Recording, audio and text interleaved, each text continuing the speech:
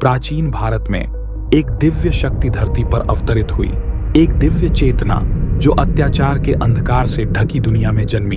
मथुरा में एक भविष्यवाणी ने क्रूर राजा कंस के हृदय में भय भर दिया। उसकी मृत्यु उसकी बहन देवकी के 8वें पुत्र के हाथों लिखी थी।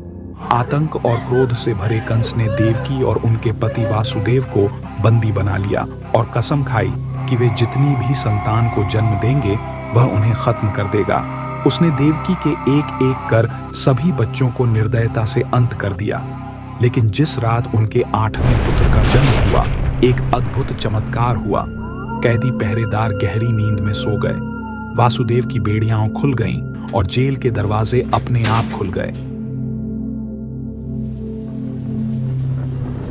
उस गहरी रात में वासुदेव अपने दिव्य शिशु को उठाए उफनती यमुना नदी पार कर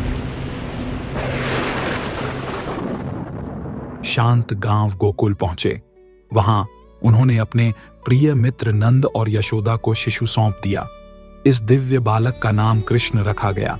अब कृष्ण सुरक्षित थे, परंतु उनकी यात्रा तो अब शुरू हुई थी। यह कोई साधारण जन्म नहीं था, यह भगवान विष्णु का अवतार था, जो असीम प्रेम और शाश्वत ज्ञान का प्रतीक थे, जो साक्षात प्रेम थे, जिन्होंने गोपियों के साथ नृत्य किया, सहजता से गोवर्धन पर्वत को उठा लिया और पूरे गांव के भाग्य को बचाया। कृष्ण के बचपन के दिन दिव्य शरारतों और मोहक लीलाओं से भरे थे।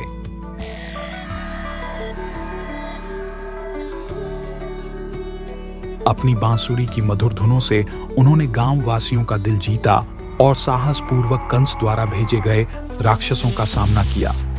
कंस द्वारा भेजे गए ये राक्षस भयंकर और भयानक थे, जिन्होंने पूरे गांव में भय का माहौल बना दिया था। फिर भी कृष्ण ने अपनी दिव्य शक्ति और अडिग साहस के साथ इन दानवों का सामना किया। एक एक कर उन्होंने सभी को पराजित कर गांव में शांति लौट आई और अपने प्रिय गोकुल की रक्षा की। गोपियों के घरों से मक्खन चुराने से लेकर अपने लोगों की रक्षा के लिए विशाल गोवर्धन पर्वत उठाने तक कृष्ण का हर कार्य प्रेम, भक्ति और जीवन के आनंद और साहस का प्रतीक है।